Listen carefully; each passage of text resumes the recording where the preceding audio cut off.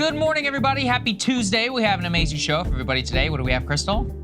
Indeed, we do. A lot of interesting stories to dig into this morning. So Trump making some very noteworthy comments on abortion that Republicans, Democrats, a lot of response to that one. Joe Biden already out with an ad on abortion that we want to share with you as well. The Rock is saying that he regrets endorsing Joe Biden last time around, and he will not be repeating that, what he describes as a mistake this time. So kind of interesting there. Some very noteworthy comments from an RFK Jr. state director, his state director of New York, saying basically, vote for RFK Jr. in order to elect Trump. So bringing those comments and also the RFK Jr. campaign's response to what she is saying there. For the first time in 30 years, according to Forbes magazine, none of the young new billionaires on the list are actually self-made. What does that say about us, about our economy, about our society, about the future? Investors, meanwhile, are taking over even more of the real estate market. Always important to track that. Amazon is killing their just walk out stores. Turns out the technology never worked. It was kind of a farce, the whole thing. So we'll break that down for you. Netanyahu is announcing a date for that Rafah invasion. We also have some updates on what's going on with the ceasefire talks. Meanwhile, Elizabeth Warren is saying that there is more than sufficient evidence to find that Israel is committing genocide in Gaza. Obviously, that is very significant. And Dr. Trita Parsi is going to be here to look at how Iran might respond to that Israeli attack on their consular building. So a lot that's going on this morning. Yes, that's right. Before we get to that, we do have big things coming. I'm going to keep it short this time. It's coming. If you want to be the first to hear about it, breakingpoints.com. You can become a premium subscriber. You can help support our work, as well as some other major plans that we have for the coming election season. We really appreciate you. But as Krystal said, we're going to go ahead and start with abortion. So Trump had quite a bit of a dust up yesterday, releasing some new comments, although not particularly all that new, for what his abortion policy would be if he were elected president. Here's what he had to say. Under my leadership, the Republican Party will always support the creation of strong, thriving, and healthy American families. We want to make it easier for mothers and families to have babies, not harder. That includes supporting the availability of fertility treatments like IVF in every state in America. Like the overwhelming majority of Americans, including the vast majority of Republicans, conservatives, Christians, and pro-life Americans, I strongly support the availability of IVF for couples who are trying to have a precious baby. What could be more beautiful or better than that? Many people have asked me what my position is on abortion and abortion rights, especially since I was proudly the person responsible for the ending of something that all legal scholars, both sides, wanted and, in fact, demanded be ended. Roe v. Wade. My view is now that we have abortion where everybody wanted it from a legal standpoint, the states will determine by vote or legislation or perhaps both, and whatever they decide must be the law of the land. In this case, the law of the state. The law of the state. So a couple of very noteworthy things there politically. Number one, I'm very pro IVF. We want babies. Rebuke of the Alabama law. Number two is there has been significant pressure from Lindsey Graham and other lawmakers, which we're about to get to, for Trump to embrace some sort of national ban. Previously, he privately had told some advisors that he may embrace a 16-week ban. But Krystal, as you always talk about here on the show, the polling has actually moved significantly away from that towards the Roe consensus. And yet, hilariously enough, this statement, which I would say is the national pro-life discourse and has been for decades now, just leave it to the states. That's why I want to get rid of Roe versus Wade, was enough to then invite an attack from the largest pro-life organization here in the United States, the Susan B. Anthony list. So let's go ahead and put this up there on the screen. The pro-life president of Marjorie Danfilser, she says this, quote, "We are deeply disappointed in President Trump's position. Unborn children and their mother deserve national protections and national advocacy from the brutality of the abortion industry. Dobbs clearly allows both states and Congress to act. Saying the decision is back to the states cedes the national debate to the Democrats, who are working relentlessly to enact legislation mandating abortion throughout all 9 months of pregnancy." if successful, they will wipe out states' rights. So a bit tortured and confused logic here. We went from, again, I just want to reiterate, leave it to the states is the pro-life mainstream position articulated by basically every Republican nominee since 1972. And then Trump comes out and says it, despite having ended Roe versus Wade. And now the pro-life groups say, oh, actually, that's not enough. And really, what do they want? They want a straight up national ban on abortion, which is stunning, Krystal, because A, they were obviously lying to us the entire time that this was actually in the discourse pre-Roe versus Wade, but they're not giving up. I mean, they are pushing this to the hilt regardless of how unpopular it is.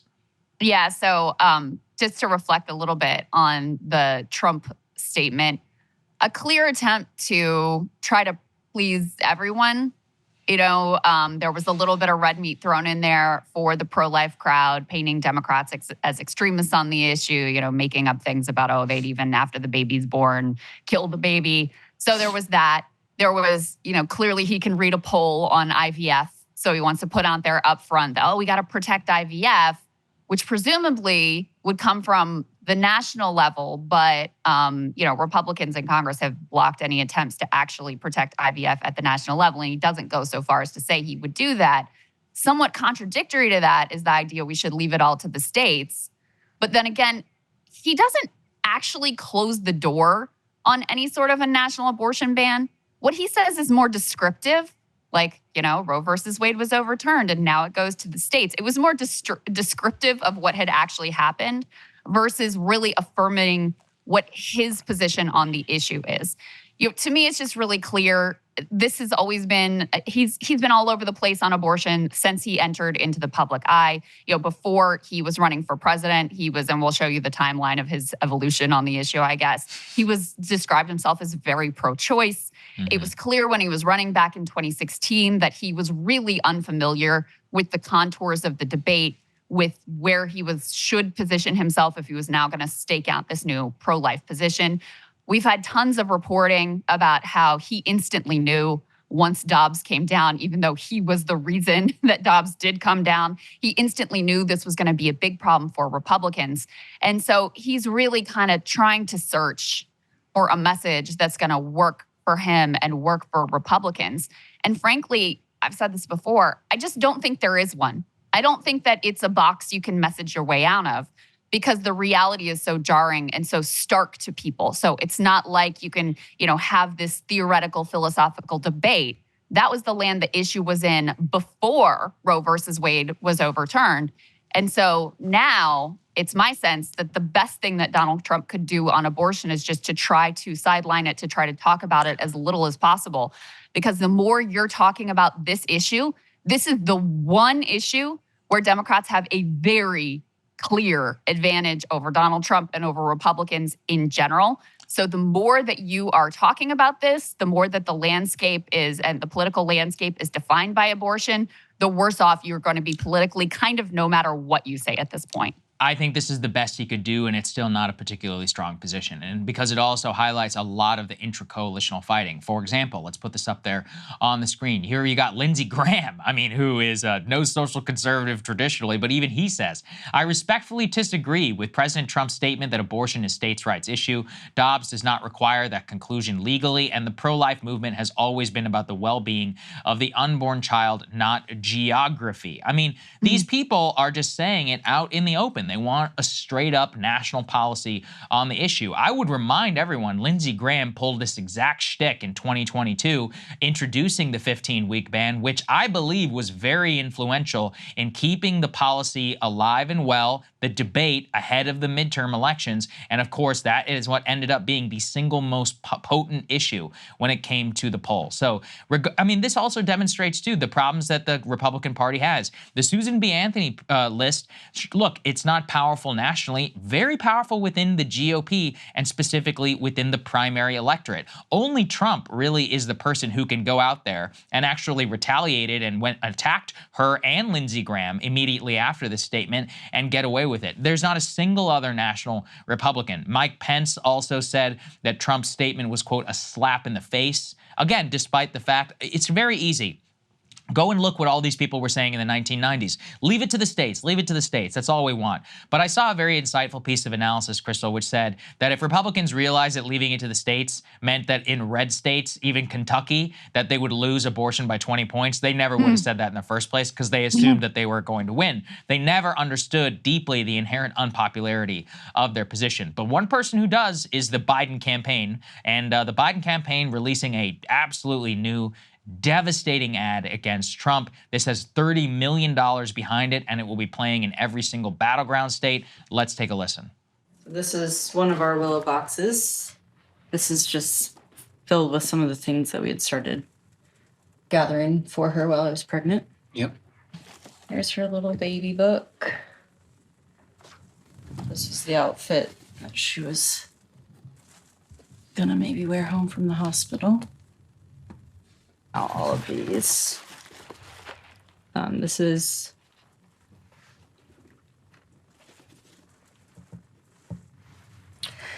the blanket that she was in.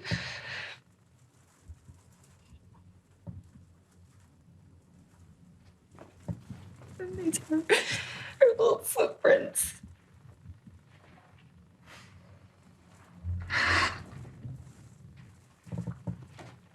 It's okay.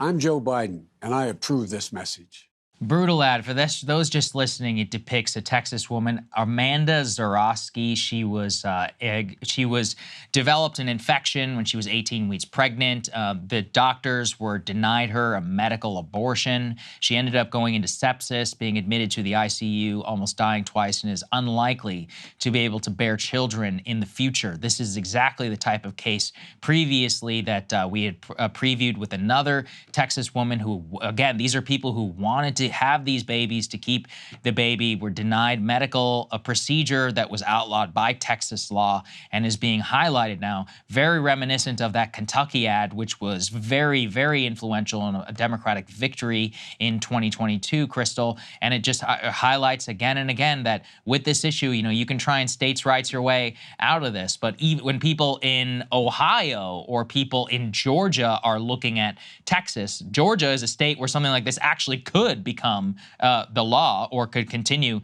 to be so, and is one where it could very much be influential, even if it doesn't mean that Texas itself is going to go blue. Yeah, so and even if you support the states' rights argument that Trump is making here, that means he supports what Texas is doing. It means he supports the 6-week ban in Florida. And what the ad highlights is something very real, which is even when you put in these exemptions for, let's say, the life of the mother, well, how do you draw that line?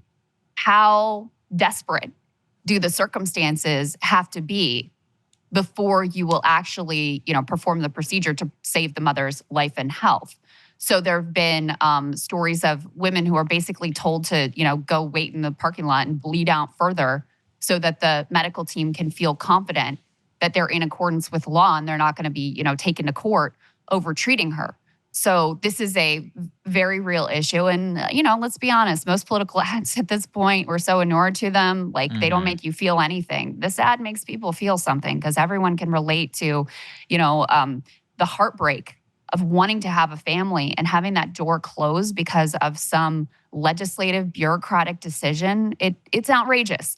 And so that's why I feel like, this is the one issue where clearly Democrats, they really have a huge upper hand, and it's very emotional and it's very motivating because people feel this sense of loss that they had rights that have now been taken away from them, that things are going backwards for them, for their loved ones, for their daughters, their sisters, their wives, et cetera. So it's extremely potent. And, I just think I don't think there's anywhere the Republican Party can be on this issue at this point that's going to work out for them. Because even if people feel like, Trump, he's more of a moderate on this issue, he's not like one of these hardliners. Look at who the Speaker of the House is. Mike Johnson is a hardliner. Look at some of the people who were in his administration last time and who will be in his administration this time. Look at some of the powerful voices inside of this coalition. And it's not crazy for people to think, I don't trust you on this issue. And you are the reason why we're here in the first place. You know, the Biden team already has their soundbite of him bragging about overturning Roe versus Wade. That's really all they need. So no attempts to spin it at this point or, you know, try to make it seem like he's more of a moderate on the issue. I just don't think that that is really going to register for voters if they are voting on this issue. Just to underscore, Saagar, what you were saying about the Kentucky ad, which really many observers in that state attributed that ad to Andy Beshear, the Democratic governor, being able to get reelected in Kentucky. Now, listen, Kentucky's an unusual state. It is very red at the federal level. At the state level, it can go back and forth. But still, in this era, for a Democrat to get reelected in the state of Kentucky is quite extraordinary. And it was another heartbreaking abortion story about a young girl who was raped. And she says, you know, Daniel Cameron would have forced me to have that baby. So these emotional stories seem to really land with the electorate, even in a state like Kentucky. And the last point I'll make, Saagar, as you mentioned, I think that is very astute, this idea of like, well, Republicans probably wouldn't have even said they wanted to just send it back to the states if they realized, even in a state like Kentucky or Alabama, that would be a disaster for them in terms of the population and how they feel about the issue. But I honestly think that the direction post-Roe has affirmed some of the most alarmist voices coming from, you know, liberals, leftists, Democratic Party, et cetera, anyone left of center who said, no, the real end goal is to completely ban abortion for everyone. It turns out they were right. You know, for the most hardline elements of the movement who are quite influential, they're the ones who organize around this, vote on this, who donate money on this, et cetera. That actually is the goal. And it's even further than that. It's things like banning IVF, which is an issue that, you know, a few years ago, no one would have even imagined was really on the table, is taking us back to like the stem cell debates of the early 2000s, et cetera. So it turns out the most alarmist voices on this issue were actually correct about what the real end goals of the movement are.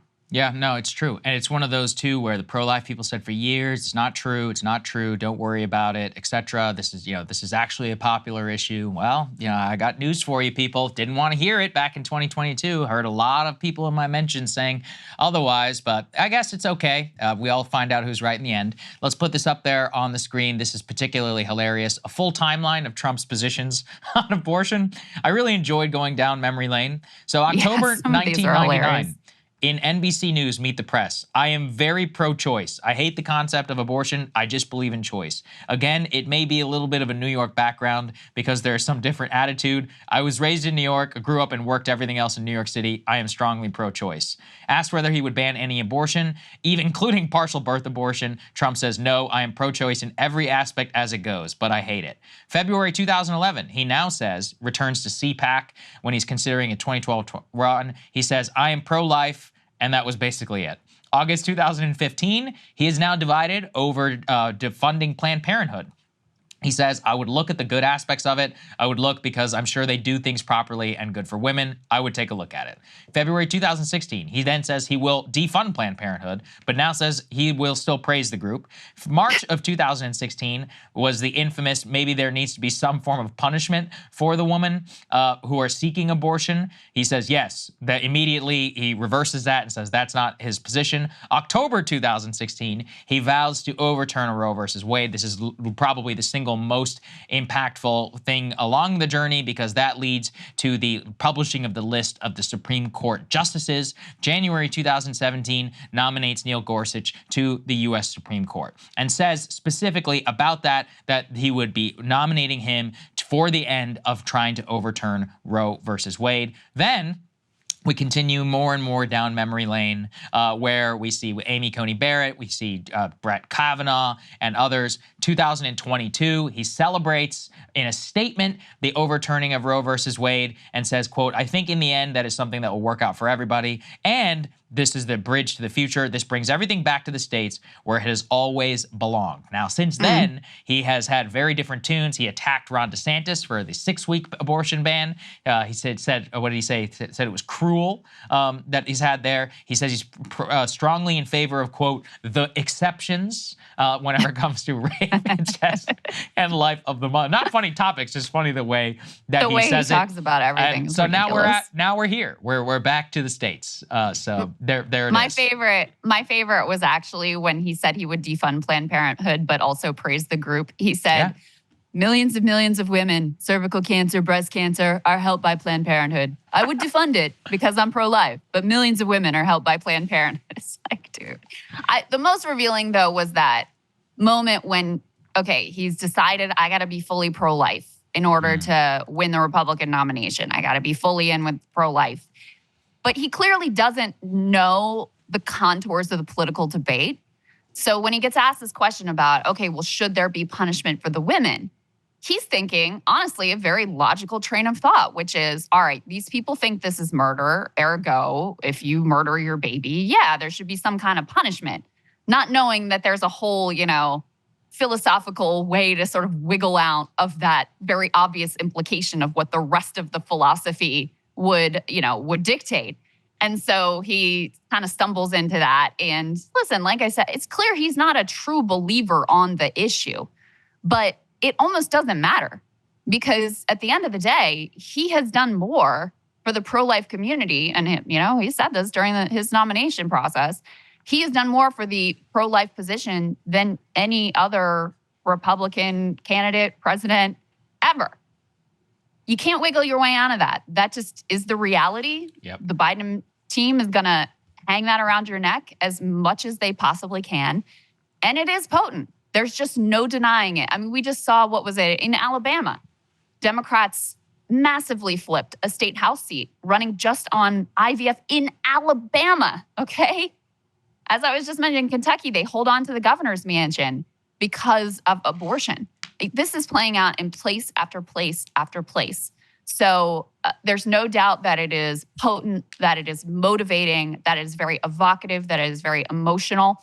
And I think the more Trump is talking about it, the worse it is for him, no matter what he says, because the record is what it is. He's the guy that got Roe versus Wade overturned and created this reality that now a very clear majority of Americans finds to be frankly horrible.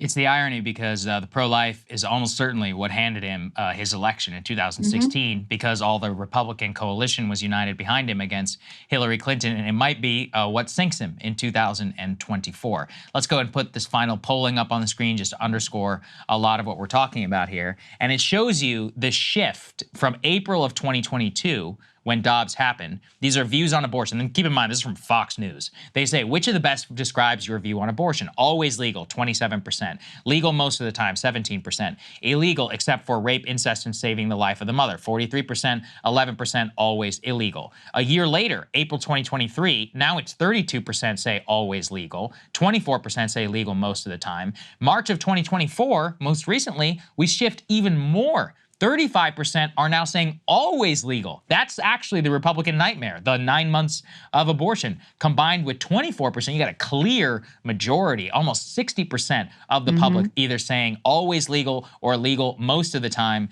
and a slim 40% saying illegal except for rape, incest, case of the life of the mother, and always illegal.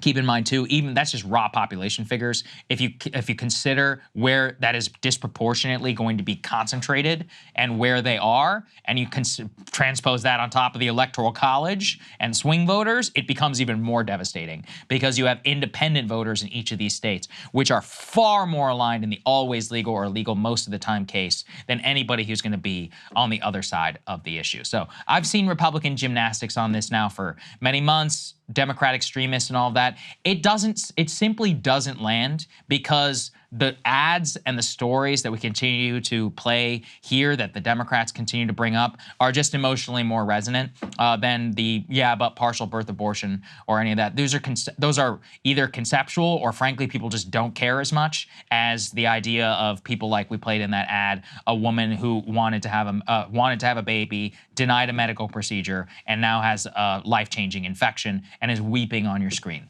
You're just not gonna beat it. It's impossible. Well, not only that, but that's the landscape that's being fought over now. Right. You know, that's the legislation that's moving forward. The bans are going into effect. IVF under assault in Alabama, questions about whether that's going to be the case in other states. Is there going to be a nationwide ban? Like, that's where all of the actually relevant political questions lie at this point.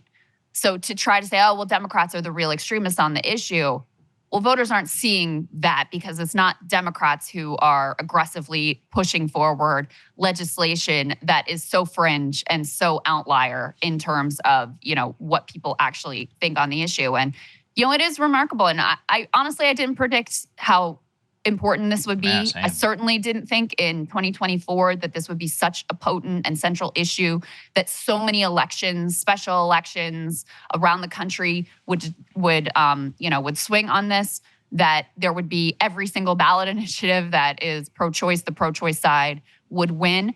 And frankly, that it would really break down what has been a long-standing, basically 50-50 gridlock on the issue of choice. I mean, the pro-choice side now has basically, according to Fox News, a super majority. And it's not just the absolute numbers. It's also who's motivated to vote on the issue. Prior to Dobbs, it was always the pro-life side that was more motivated, more organized on the issue. They were the ones who, hey, this is my single issue. This is, you know, what I'm making my political choices on.